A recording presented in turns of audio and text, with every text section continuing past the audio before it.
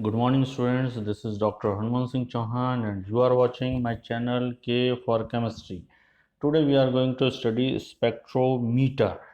Now look at the screen, spectrometer. There is a sketch of spectrometer. A spectrometer is the instrument used to produce spectrum, inspect it and for recording of the spectrum. This instrument can be transformed into various other forms with different names. For example, spectrograph, spectrophotometer, etc. But fundamentally all works of the same principle. सारे जितने भी जो instrument है वो एक ही principal पर चलते हैं. प्रिंसिपल एक है लेकिन एप्लीकेशंस कई हैं, इस वजह से तरह तरह के इंस्ट्रूमेंट बनाए गए हैं. तो जो स्केच आपको दिखाई दे रहा है वो एक सिंपल स्पेक्ट्रोमीटर का है जिसमें एक सोर्स है एस, वहाँ से लाइट जाती है तो एक सैंपल चैम्बर है, उसके बाद मोनोक्रोमीटर है, उसके बाद आता है डिटेक्टर, डिटेक्टर के बाद आता है एम्पलीफायर और एम्पलीफायर के बाद आता है रिकॉर्डर. अब इसमें आप देखिए हर जो स्पेक्ट्रोमीटर होता है उसमें इसी तरह की व्यवस्था होती है. इसी व्यवस्थाओं को थोड़ा सा मॉडिफाई करके हम आगे चलते हैं. तो अब आप देखेंगे कि ये जो स्पेक्ट्रोमीटर है इसमें सबसे पहले जो एस है वो है source, light source. Light source का ये काम होता है कि वो डिजायर्ड वेवलेंथ को के प्रकाश को उत्सर्जित करता है. सोर्स है ये, डिजायर्ड वेवलेंथ के प्रकाश को उत्सर्जित करता है. हमको जिस वेवलेंथ के प्रकाश को स्टडी करना है वो ही लाइट सोर्स के रूप में हम काम में लेते हैं. फॉर एग्जांपल जैसे स्क्रीन के अंदर आपको दिखाई दे रहा है, आप देखिए सोर्स में अगर हमको विजिबल लाइट का स्टडी करना है तो टंगस्टन फिलामेंट काम में लेंगे. हमको यूवी लाइट का स्टडी करना है तो हाइड्रोजन डिस्चार्ज लैंप काम में लेंगे. हमको आईआर स्पेक्ट्रम का स्टडी करना है तो नंसर्ट ग्लोअर काम में लेंगे. अब इसमें आप देखिए कि टंगस्टन फिलामेंट, तो ये जो बल्ब होता है टंगस्टन का, जिसमें टंगस्टन का फिलामेंट होता है वो है ये. विजिबल लाइट के लिए इससे विजिबल लाइट होती है. यूवी लाइट के लिए हमको हाइड्रोजन डिस्चार्ज लैंप काम में लेना होता है जिससे यूवी रेंज की लाइट प्राप्त होती है. इसी प्रकार आईआर रेडिएशन क्रिएट होने के लिए हमको नंसर्ट ग्लोअर काम में लेते हैं हम. ये जो नंसर्ट ग्लोअर है this is a rod of oxides of rare earth metals. जो रेयर अर्थ मेटल है उनके ऑक्साइड्स की का एक रॉड होती है, छोटी सी रॉड होती है, बहुत छोटी सी. उसको जब हम गर्म करते हैं तो उससे 1000 से 2000 डिग्री सेंटीग्रेड तक जब वो गर्म होती है तो इससे आईआर रेडिएशन क्रिएट होते हैं. तो इस तरह से ये अलग अलग लाइट के लिए अलग अलग हमको लाइट सोर्स काम में लेने होते हैं. अब उसके बाद आता है सैंपल चैम्बर.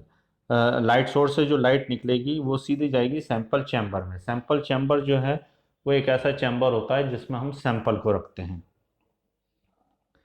ये जो सैंपल चैम्बर है इसकी दीवारें किसकी बनी हुई हो, इसकी दीवारें ऐसे पदार्थ की बनी हुई होती है जो पदार्थ सोर्स से आने वाली लाइट को एब्जॉर्ब नहीं करे. अगर सोर्स से आने वाली लाइट को एब्जॉर्ब कर लेगा तो फिर वो सैंपल तक जाएगी नहीं. अगर वो सैंपल तक नहीं जाएगी तो फिर हम जो है वो सैंपल का स्टडी कैसे करेंगे. तो इसलिए वो जो सैंपल चैम्बर है उसकी दीवारें ऐसे पदार्थ की बनी हुई हो जो लाइट सोर्स आने वाली लाइट को एब्जॉर्ब नहीं करे. फॉर एग्जाम्पल जैसे कि स्क्रीन पे मैंने बता रखा है, विजिबल लाइट के लिए हम ग्लास का सैंपल चैम्बर बनाएंगे. विजिबल लाइट जो है दिखने वाली लाइट के लिए हम ग्लास का चैम्बर बनाएंगे क्योंकि ग्लास जो है वो विजिबल लाइट को एब्जॉर्ब नहीं करता है.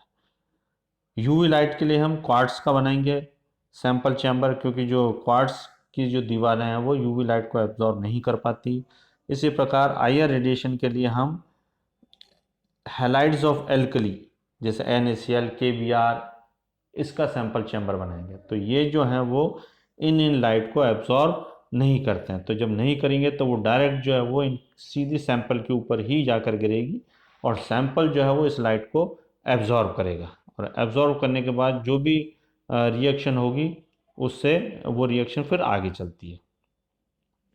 अब इसके बाद देखिए ये जो सैंपल चैम्बर है, इससे लाइट सैंपल चैम्बर जो सैंपल रखा हुआ है वो उस लाइट को एब्जॉर्व करेगा। लाइट को एब्जॉर्व करने के बाद बाकी जो लाइट है वो लाइट कहाँ जाएगी? वो लाइट जाएगी मोनोक्रोमेटर के ऊपर। मोनोक्रोमेटर जो है एक तरह का प्रिज्म है। ये प्रिज्म जो है वो रोटेट करता रहता है।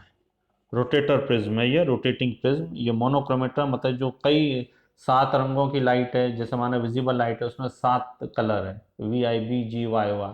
तो ये मोनोक्रोमेटर है, उसको उसमें से कोई एक लाइट को निकालेगा, उसको अलग अलग वो जो 7 लाइटों का मिश्रण है उसको अलग अलग लाइट के अंदर कन्वर्ट कर देगा। तो उसमें से हमको कोई एक लाइट लेंगे हम, मोनोक्रोमेटर जो है ना उसको एक लाइट लेंगे हम। तो ये उस लाइट को जो है वो मोनोक्रोमेटिक लाइट में कन्वर्ट करता है। ये मोनोक्रोमेटर है। ये जो मोनोक्रोमेटर है ये किसका बना हुआ होगा? ये भी ऐसे ही पदार्थ का बना हुआ होगा जो लाइट को एब्जॉर्ब नहीं करे। मतलब सैंपल चैम्बर की जो दीवार है उसी पदार्थ का ये मोनोक्रोमेटर बना हुआ होगा। इसके बाद हम चलते हैं डिटेक्टर। मोनोक्रोमेटर से जो लाइट आएगी वो डिटेक्टर के ऊपर जाएगी। ये जो डिटेक्टर है वो इस लाइट को डिटेक्ट करेगा। लाइट को डिटेक्ट करेगा मतलब ये जो लाइट है वो एक तरह से है रेडिएशन एनर्जी। अब इस रेडिएशन एनर्जी को इलेक्ट्रिकल एनर्जी में कन्वर्ट करना है।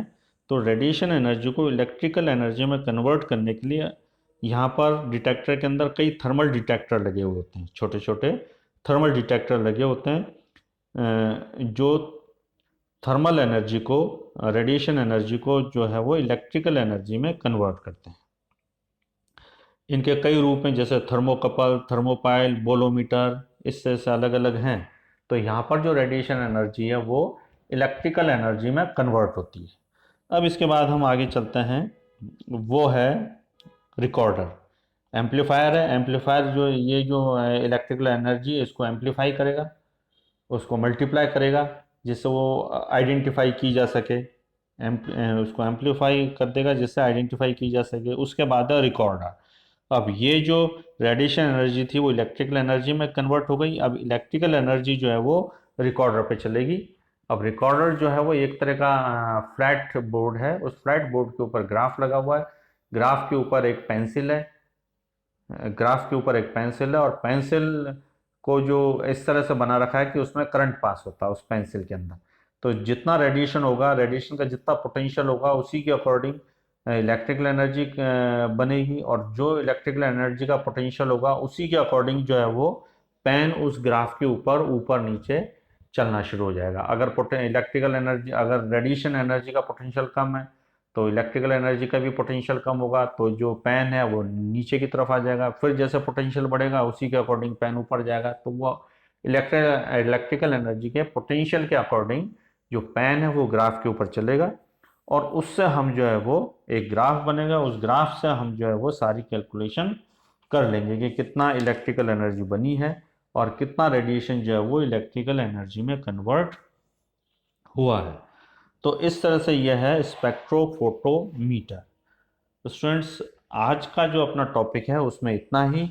आगे का जो स्टडी है हम अगले वीडियो में करेंगे, और इससे संबंधित कोई आपके सवाल हैं तो आप कमेंट बॉक्स में जाकर कमेंट कर सकते हैं। और कोई आपको टेक्निकल प्रॉब्लम है तो आप मुझे कमेंट बॉक्स में जाकर ही कमेंट कर सकते हैं। आप ज़्यादा से ज़्यादा मेरा जो चैनल है उसको लाइक करें, ज़्यादा से ज़्यादा सब्सक्राइब करें, ज़्यादा से ज़्यादा देखें। और कोई चैनल से रिलेटेड प्रॉब्लम है तो आप लिख सकते हैं। आज के लिए बस इतना ही। Thank you very much.